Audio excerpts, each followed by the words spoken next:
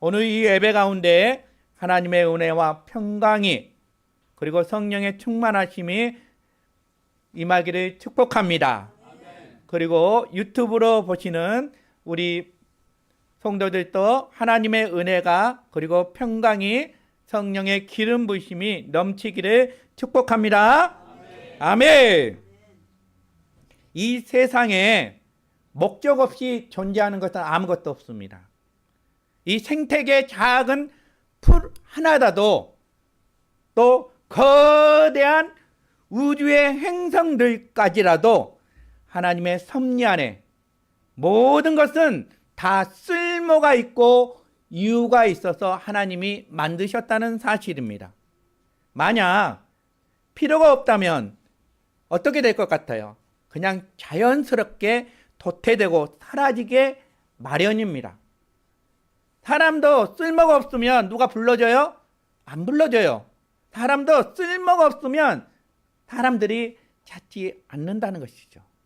모든 존재에는 반드시 이유와 목적이 있다는 사실입니다. 여러분, 소방서 생각해 보셨어요? 이유와 목적이 있고요. 군대, 우리 새파란 젊은의 청춘 20대 군대 가잖아요. 2년을. 다 이유가 있고 목적이 있습니다. 또한 경찰서도 그렇고요. 병원도 다 그랬다. 우리의 눈에 보이기는 소방서, 군대, 경찰서, 병원 평소에는 필요를 못 느껴요. 그런데 어떤 상황 가운데 있으면 결정적인 그 순간에는 뭐예요? 사람을 살리는 거예요. 반드시 존재한다는 사실입니다. 예를 들어서 병원도 마찬가지예요. 병원이 있기 때문에 우리가 건강한 거예요. 만약에 병원이 없으면 우리는 어떻게 될까요? 수명이 짧아진다는 사실입니다. 병든 사람이 있기 때문에 치료하는 병원이 있는 것입니다. 만약에 병원이 수술하지 못하고 사람을 치료하지 못하면 어떻게 될 것 같아요? 병원은 아무 필요가 없다고 볼 수 있습니다. 존재할 필요가 없다는 것입니다. 그래서 병원은 사람을 살리는데 반드시 필요한 것이에요.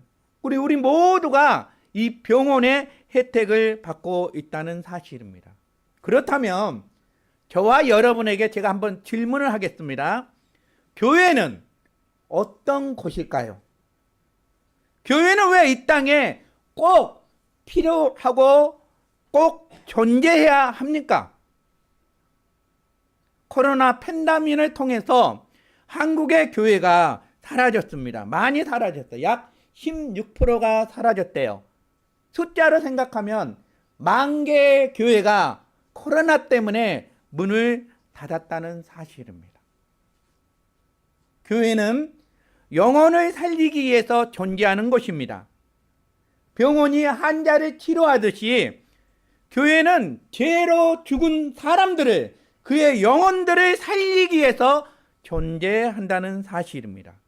그래서 교회의 존재의 목적은 바로 죄로 인해서 그 죽어가는 영혼을 살려내는 것이 바로 교회라는 사실입니다.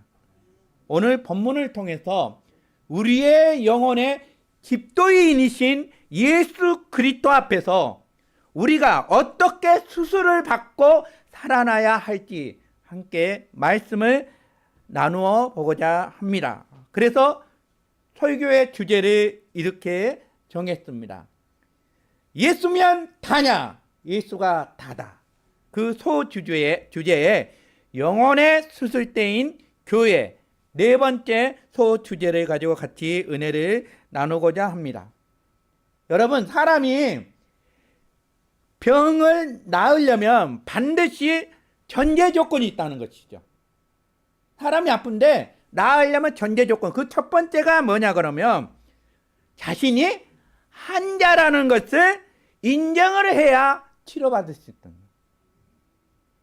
그러면 영혼도 마찬가지예요. 영혼도 나는 죄인이다 하고 고백이 돼야 고칠 수가 있고 또 주님을 만날 수가 있다는 사실입니다. 아무리 실력이 좋은 의사도 환자가 왔어. 환자가 왔는데 나 필요 없어요. 아무 필요 없어요. 나 안 아파요. 그냥 돌아가는 거예요. 그러면 진료를 거부한 그 환자는 어떻게 되겠습니까? 병이 있어도 병을 고치지 않으면 사람이 죽는다는 것이죠. 현대 의학에서 당뇨병은 침묵의 살인자라고 그래요. 당뇨병을 침묵의 살인자. 우리나라 30세 이상의 성인들이 13%가 당뇨 환자래요. 거기서 30%는 자기가 당뇨 환자라고 모르고 지나고 있다는 사실입니다. 근데 당뇨병을 걸리면 아프지 않아요. 그러니까 사람들이 인지를 못하는 거예요. 그런데 정말 무서운 것은 이 당뇨병이 합병증을 일으킨다는 것이죠. 갑자기 합병증이 일어나면 사람이 쓰러져요. 그리고 심각한 문제가 발생해요. 어느 순간에 이빨이 다 흔들흔들해. 이빨이 다 빠져요. 어느 순간에 시력을 잃어버려요. 어느 순간에 혈관이 터져버려요. 이 당뇨병이 그래서 침묵의 살인자라고 합니다. 우리 병원에 당뇨 환자들이 많이 오죠. 수술을 했는데 이 상처가 1년 돼도 아물지 않아요. 다리에 골절이 됐는데 그 안에 쇠를 박거든요. 쇠를 박아서 나사를 박아서 고정을 시키는데요. 근데 그 상처가 빨리 아물어야 되는데 상처가 점점 썩어 들어가는 거예요. 썩어가지고 나중에 보면 뼈까지, 그 쇳덩어리까지 다 보여. 어떤 환자는 그것을 치료하는데요, 2년이 걸리는 거예요. 2년이. 그만큼 당뇨 환자가 무섭다는 사실입니다. 마찬가지로 영적인 질병, 우리에게 영적인 질병이 있습니다. 그 영적인 질병은 뭐냐 그러면 죄라는 것입니다. 우리가 태어나서 죄를 짓는 것이 아니고 이미 태어나기 전에 죄인이기 때문에 그 죄를 안고 우리가 태어난다는 사실입니다. 사람들은 자신이 죄인이라는 사실을 잘 몰라요. 만약에 내가 죄인이라고 인식하면 그 사람들은 다 교회에 오게 마련입니다. 근데 사람들이 자기가 너무너무 착하고 자기가 죄인을 모르기 때문에 나는 법 없이로 살아 이렇게 생각합니다. 그래서 그 사람들은 나는 구원이 필요 없다고 이렇게 깨닫다는 사실입니다. 예수님은 이렇게 우리에게 말씀하고 있습니다. 마가복음 2장 17절에 우리 같이 한번 읽어보겠습니다. 예수께서 들으시고 그들에게 이르시되 건강한 자에게는 의사가 쓸데없고 병든 자에게야 쓸데있느니라. 나는 의인을 부르러 온 것이 아니라 죄인을 부르러 왔노라 하시니라. 아멘. 여러분, 똑같은 거예요. 자신이 병든 것을 알아야 의사를 찾고 병원을 찾아간다는 것이죠. 자신이 죄인임을 알아야 그 구세주를 찾는 거예요. 구세주로. 구원할 자를 찾는다는 것이죠. 그래서 영적으로 병든 죄인들에게는 반드시 구원자가 필요하다는 것입니다. 성경은 이렇게 선포하고 있습니다. 에베소서 2장 1절에 그는, 그러니까 예수 그리스도를 얘기한 것입니다. 예수 그리스도는 허물과 죄로 죽었던 너희를 살리셨다가 이렇게 얘기하고 있습니다. 사람은 죄 때문에 영적으로 죽은 상태였는데 하나님이 예수 그리스도를 통해서 사람들을 살려냈다는 말씀입니다.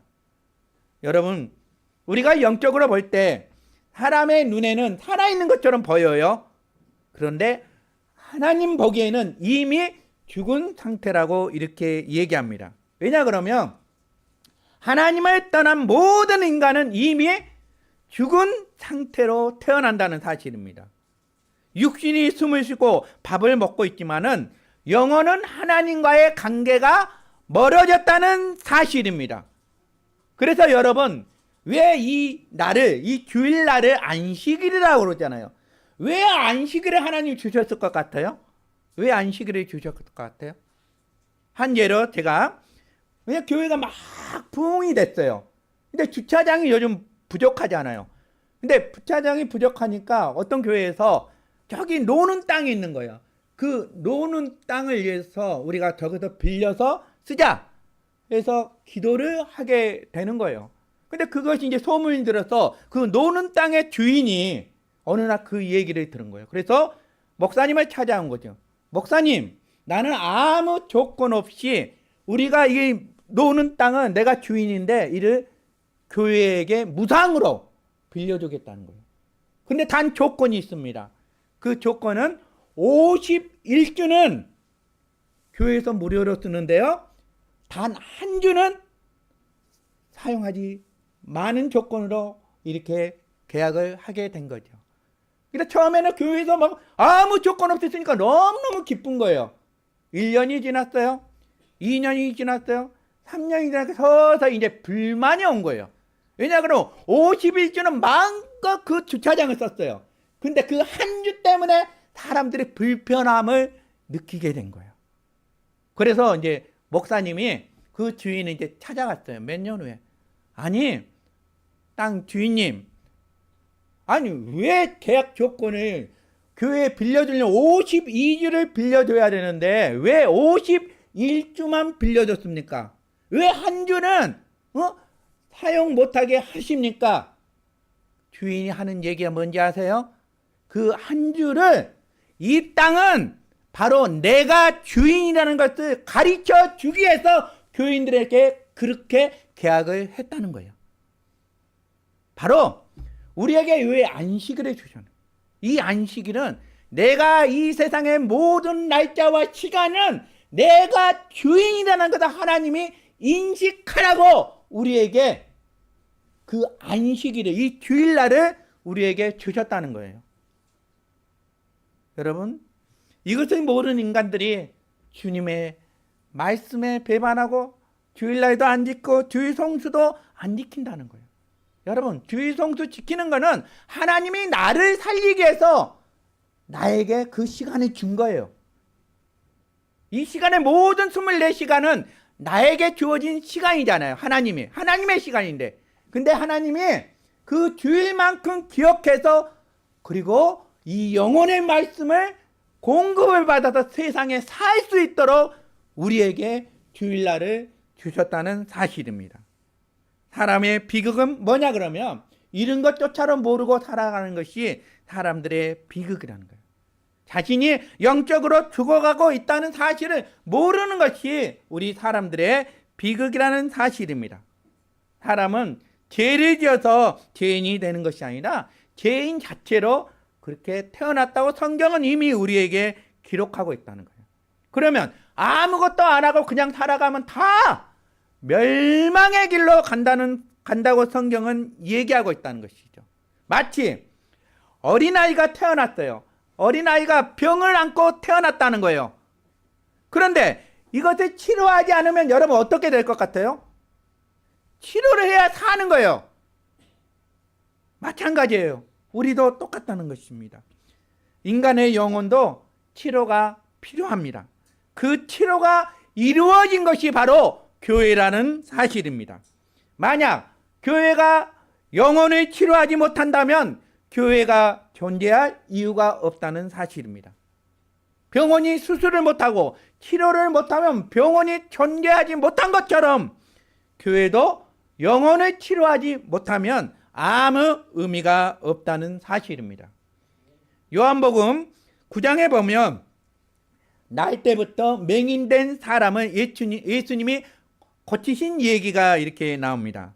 그때 바리새인들이 자신들이 영적에 눈으로 떴다고 생각하면서 예수님을 비판한 거예요. 그때 예수님께서 말씀을 하셨습니다. 요한복음 9장 41절 같이 한번 읽어보겠습니다. 예수께서 이르시되 너희가 맹인이 되었다라면 죄가 없으려니와 본다고 하니 너희가 죄가 그대로 있느니라. 아멘. 바로 바리새인들은 자기의 눈을 떴어도 자기가 죄인인 것을 모르는 거예요. 그래서 사람에게 가장 치명적인 질병은 뭐냐 그러면 자기가 죄인임을 인정하지 않는 교만이 가장 큰 질병이라는 사실입니다. 세리와 창기들이 바리새인보다 먼저 천국에 간다고 성경은 기록하고 있어요. 왜 그들이 먼저 가냐요? 세리와 창기들은 자기들이 죄인이라는 것을 알아요. 죄인이라는 걸 알고 하나님 앞에 눈물로 기도해요. 그래서 하나님이 얘기하는 거예요.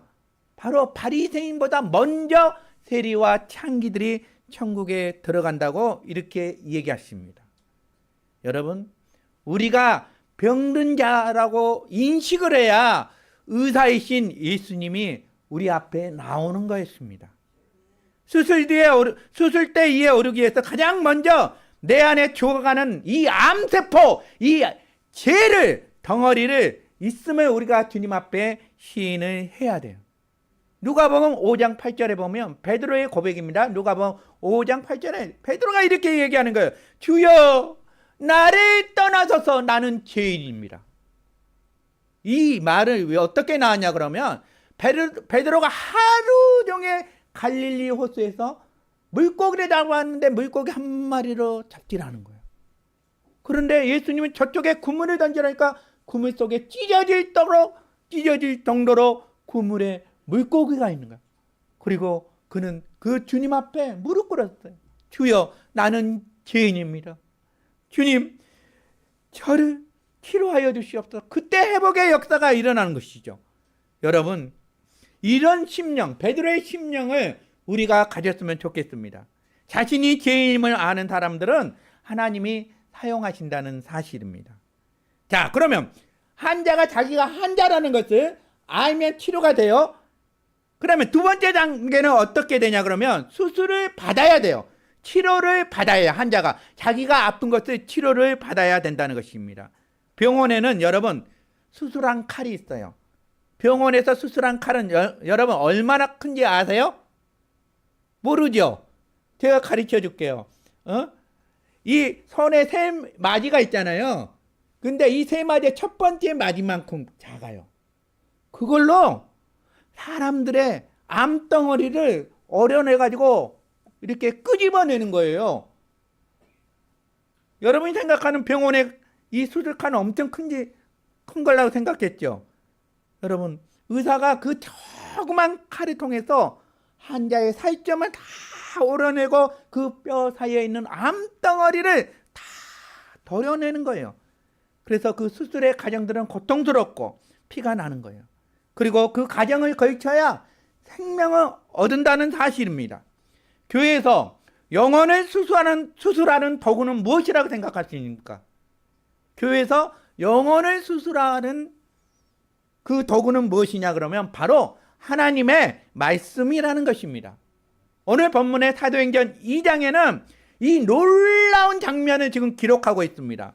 베드로가 말씀을 선포하는 거예요. 그리고 사람들이 그 마음에 놀라운 일들이 일어났다는 것이죠. 오늘 사도행전 2장 37절에 이렇게 나와 있습니다. 같이 한번 읽어보겠습니다. 그들이 이 말을 듣고 마음에 찔러 베드로와 다른 사도들에게 물어 가로되 형제들아 우리가 어찌할꼬 하거든. 여러분, 지금 베드로가 말씀을 전했습니다. 그리고 거기에 말씀을 듣는 천중들의 이 가슴은 마음에 찔렸다요. 그 말씀이. 여러분, 여기서 찔렸다는 뜻은 헬라어로 카테누 계산이라는 뜻인데 날카롭게 아주 깊이 그의 심령을 찔렸다는 뜻입니다. 바로 성령의 검인 말씀이 그들의 심령과 골수를 찌르고 쪼갰다는 사실입니다. 그래서 사람들의 마음에 찔림이 왔다는 것이죠. 왜 찔렸습니까? 말씀이 영혼을 수술했기 때문에 그렇다는 사실입니다. 히브리 기자가 말씀의 예리함을 우리에게 알려주고 있습니다. 히브리서 4장 12절인데 우리가 외웠던 말씀입니다. 하나님의 말씀은 살아있고 활력있고 좌우의 날선 어떤 검보다 예리하여 홍과 영과 및 관절과 골수를 찔러 쪼개기까지 하며 마음의 생각과 뜻을 판단하나니. 여러분, 육신의 칼은 우리의 살점만 도려내는데요, 이 하나님의 말씀은 오장육부, 바로 혼과 영과 관절과 골수까지 쪼갠다는 것이죠. 바로 영혼 속에 붙어있는 죄를 덜어내는 방법은 오직 하나님의 말씀밖에 없다는 사실입니다. 그들이 이 하나님의 말씀을 들어서 그 가슴에 아픈 것을 토해낸 것입니다. 그 아픔은 바로 살리는 마음이에요. 살리는 마음. 복음이라는 칼이 그들의 영혼에 깊숙이 들어갔기 때문에 죄악 속에 있는 이 뿌리가 요동치는 거예요. 그리고 그들이 고백을 하는 거예요. 우리가 어찌 할꼬, 이런 고백이 나옵니다. 혹시 여러분 중에 설교를 들었을 때 마음이 아프고 부끄러울 때가 있습니까? 아니, 목사님 어떻게 내 사정을 다 알고 그것을 설교로 만들어서 이렇게 선포하냐고 불만 섞이는 사람도 있을 것입니다. 기분이 상한 사람도 있을 것입니다. 여러분, 내가 그것을 비난하기 위해서 말씀을 준비한 것이 아니에요. 하나님이 성령으로 개입하셔서 그 말씀을 준비시켜서 성령께서 복음의 메스, 칼을 가지고 그 성도를 쪼개는 거예요. 그 쪼갰을 통해서 그 성도에게 회복이 일어나는 거예요. 여러분, 여러분의 영혼 속에 있는 종양을 하나님이 제거하고 계신다는 거예요. 여러분, 우리가 복음을 들으면요, 우리 속에 있는 은밀한 죄가 다 드러나가지고 수치심을 느낀다는 것이죠. 우리가 복음을 들으면 다른 사람에게 사기친 것들, 이 탐욕들이 다 드러나가지고 여러분, 우리가 괴로워한다는 사실입니다. 그래서요, 진짜 복음을 들으면요, 두 가지 반응이 일어나는 거예요. 성경은 그렇게 기록되어 있습니다. 첫째는 진짜 복음을 들으면요, 첫째는 복음을 거부한다는 사실입니다.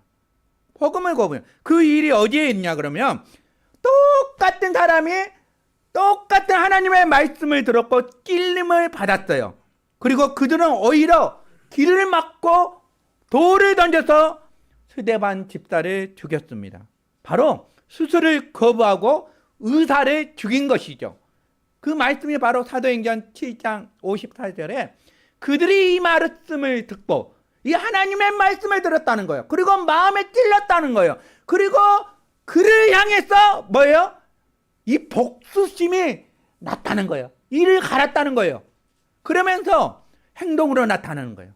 사도행전 7장 57절 그들이 소리를 지르며 길을 막고 일제히 스데반 집사에게 달려들어서 돌로 쳐서 죽였다는 얘기입니다.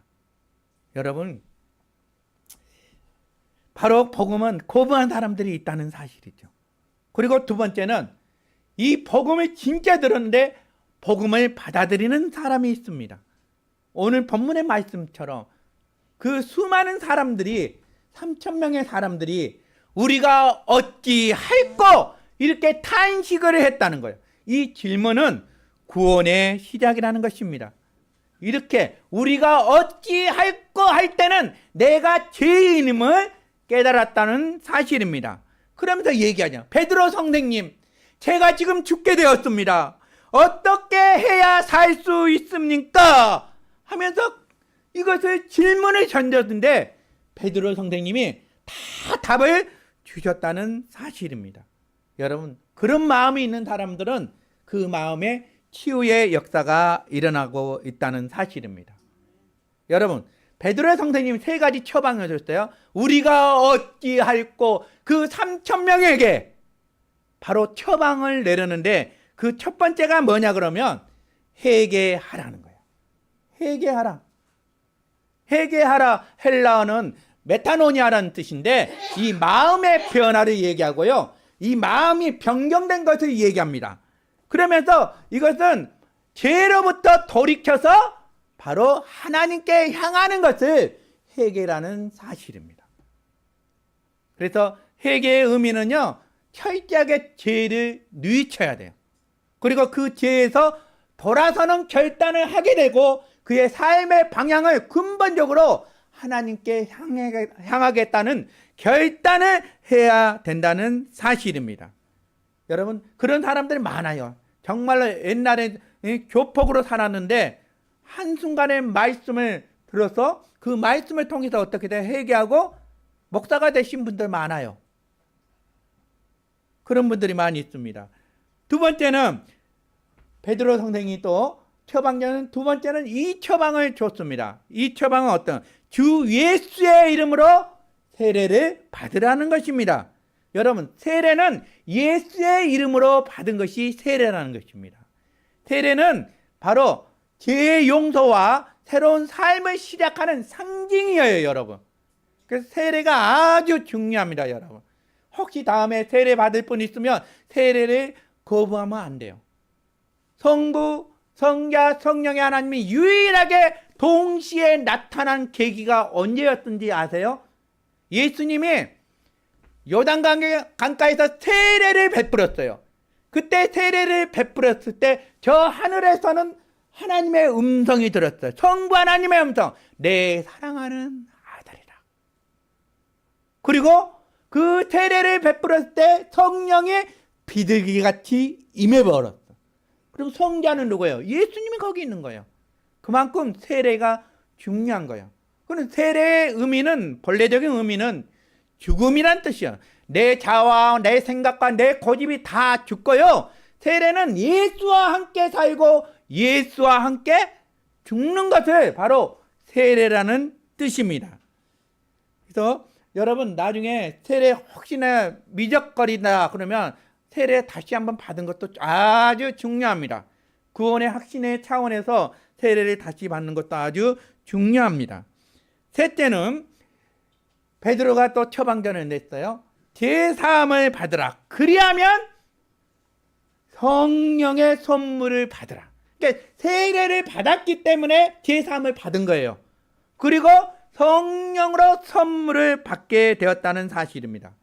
여러분, 이 성령은요, 이 믿음의 사람들 앞에서 아주 중요한 하나님의 선물이라는 것이죠.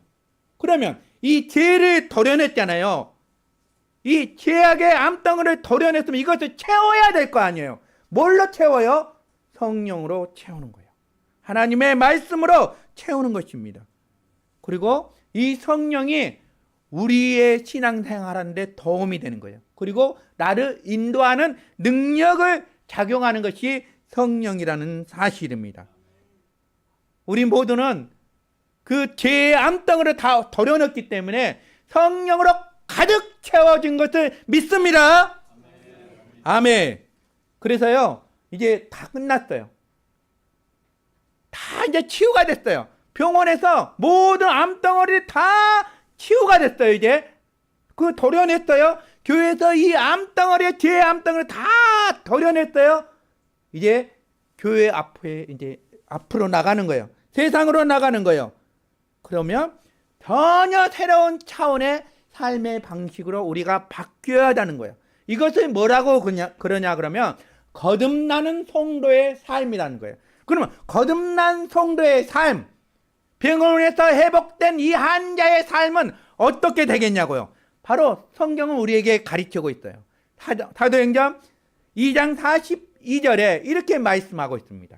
그들이 사도의 가르침을 받아 서로 교제하고 떡을 떼며 오직 기도하기를 힘쓰니라, 이렇게 얘기하고 있어요.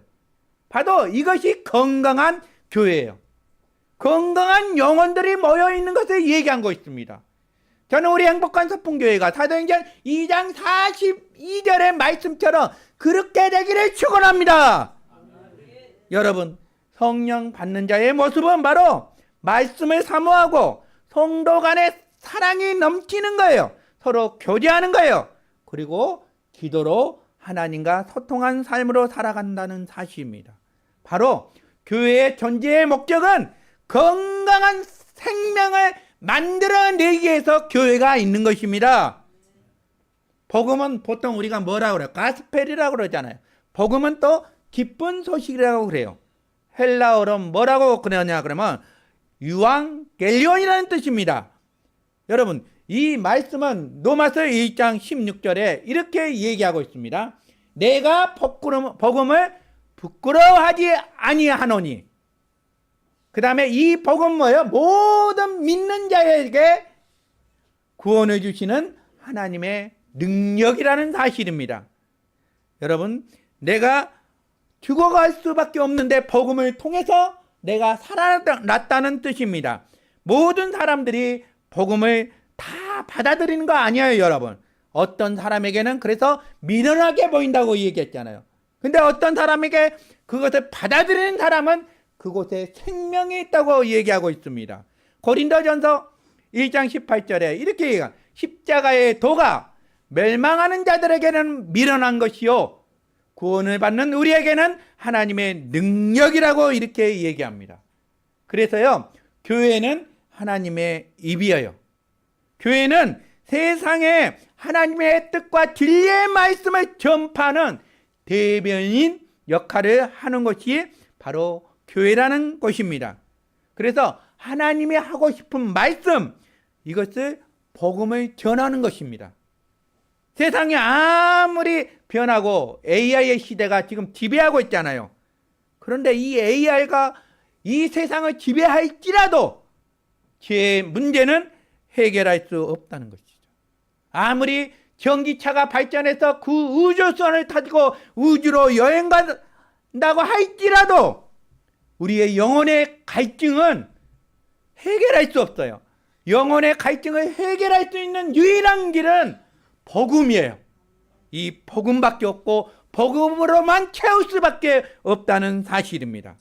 그래서 교회의 사명이 막강한 거예요. 교회는 끝까지 주의 복음을 전해야 된다는 것입니다. 만약에 이 교회가 영혼을 수술하지 못한 교회면 어떻게 돼요? 교회는 존재의 가치가 없다는 사실입니다. 결론입니다. 교회는, 우리 행복한 소풍교회는 영혼의 수술대인 교회입니다. 믿으시길 바랍니다. 말씀의 칼로 죄를 도려내고 새로운 생명을 얻는 것이 바로 교회라는 것이죠. 오늘 우리도 모두 다 늘 항상 이 영혼의 수술대 위에 올라가 있어야 된다는 거예요. 우리의 마음이 말씀에 찔림이 있다. 그러면 회개하시길 바랍니다. 그리고 예수 그리스도를 믿으시길 바랍니다. 그때 죽었던 영혼이 다시 살아나는 거예요. 진정한 복은 뭐냐 그러면 천국 시민이 되는 거예요. 진정한 복은 영혼이 살아나는 거, 이것이 진정한 복이라는 사실입니다. 그러면 이렇게 되려면 반드시 수술의 과정을 거쳐야 된다는 사실입니다. 여러분, 그래서 복음은 항상 기쁨이 있는 거 아니에요. 복음은 때로는 아픔이 있는 거예요. 왜 그런지 아세요? 복음을 들으면 기뻐야 되는데 아픔이 있어요. 왜 그럴 것 같아요? 그것은 우리 속에 있는 보이지 않는 죄의 덩어리를 애지중지해서 이것을 포기하지 않았기 때문에, 이 애지중지했던 이 죄 함부를 도려내기 때문에 복음이 들어오면요, 어떤 사람은 아픔이 오는 거예요. 그 어떤 성도는 그 아픔이 회복이 일어나서 기쁨이 오게 된다는 사실입니다. 제 지인 중에 한 사람이 병원을 무서워해요. 그러니까 친구를 데리고 간 거예요. 아니, 친구를 데려갔으면 병원에 가서 진찰을 받아야 될 거 아니에요. 너무너무 무섭다고 진찰을 거부한 거예요. 그래서 그 친구가 대신 진료를 받게 된 거예요. 그리고 그 친구가 진료를 받았는데 암 초기, 그런 거 많이 보잖아요. 친구 따라 강남 간다는 말처럼 그렇게 된 거예요. 그래서 초기에 암을 발견해가지고 수술해가지고 그분이 살았어요.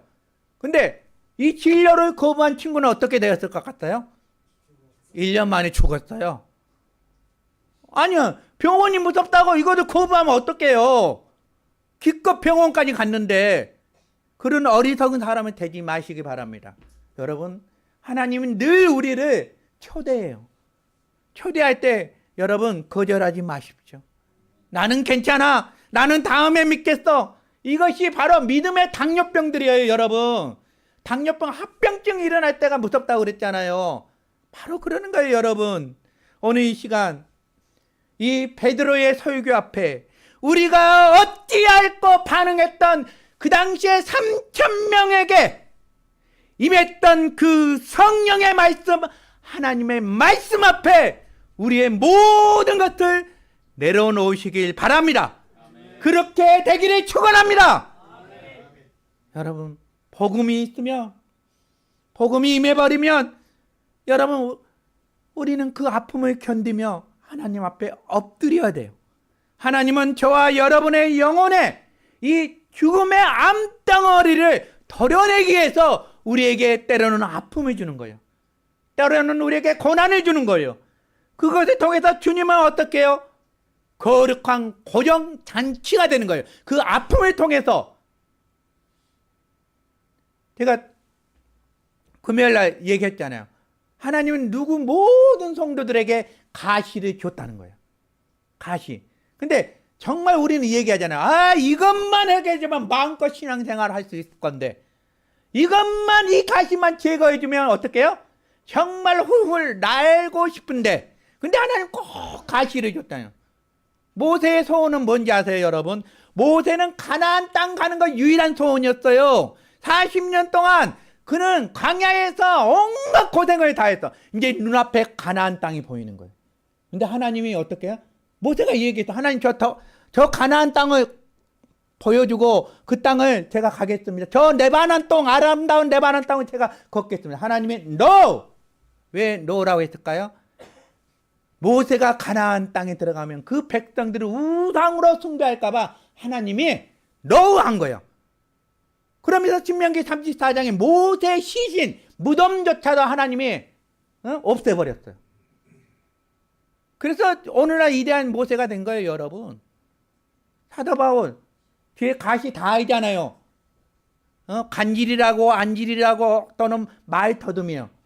근데 이것을 위해서 사도 바울은요 3번 기도했다는 거예요. 이 3번의 기도는 한 번의 기도가 40일 금식하고 한 것이 한 번이에요. 그러면 40일 금식 기도를 3번 했다는 거예요, 이 사도 바울이. 근데 희한한 것은 이 사도 바울은 아픈 사람 다 치료해요. 죽은 자를 일으키는 그런 희은의 능력이 있어요. 근데 자기의 아픔은 치료를 못하는 거예요. 하나님이 왜 그러신가 아시죠? 사도 바울이 이 가시를 통해서 사도 바울의 이 약함을 통해서 강함을, 이 약함을 통해서 하나님의 은혜를 알게 만들었다는 거예요. 혹시 우리들 중에 어떤 가시가 있습니까? 정말 이것만 해결되면 정말로 신앙생활 마음껏 하고 싶고 선교 마음껏 하고 싶고 그런 사람이 있습니까? 감사하시기 바랍니다. 여러분, 그 가시 때문에 어쩌면 하나님이 거룩한 고정장치를 통해서 우리를 보호하고 있다는 사실이에요. 그것을 여러분 믿으시길 바랍니다. 할렐루야. 여러분, 이 세상이 여지경이 세상이에요. 저기도 작아, 여기도 작아, 작아가 판치는 이 세상에 여러분 여전히 교회는 이 땅의 유일한 희망이라는 것을 아시길 바랍니다. 왜냐하면 교회는 영혼을 살리는 수술실이기 때문에 그렇다는 것이죠. 오늘 이 말씀을 통해서 복음의 능력으로 우리의 영혼이 새롭게 되고 하나님 앞에서 참된 생명을 얻는 저와 여러분이 되기를 주님의 이름으로 축원합니다. 할렐루야. 아멘. 찬양 부르겠습니다. 찬송가 151장입니다. 만왕의 내 주께서. 이 찬양이 오늘 말씀을 다 대신하고 마무리하겠습니다.